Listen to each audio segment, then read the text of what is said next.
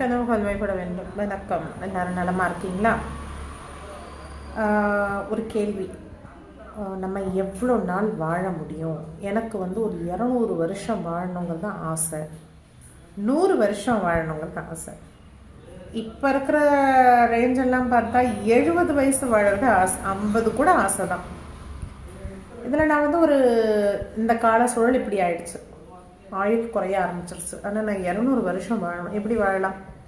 வாழ முடியுமா? வாழலாம். எப்படின்னா,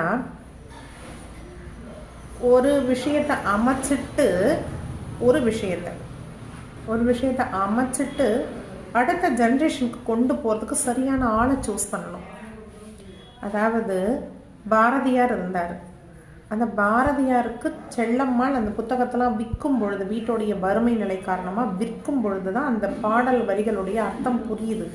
யாரோ ஒருத்தங்க எடுத்து படித்து பார்த்துட்டு இதெல்லாம் புரட்சி பாடல்கள், கொட்டி எரிச்சிடணும், இல்லைன்னா விலை கொடுத்து நம்ம வாங்கிடணும்னு ஒரு பிரிட்டிஷ் இளவரசன் செய்கிறான்.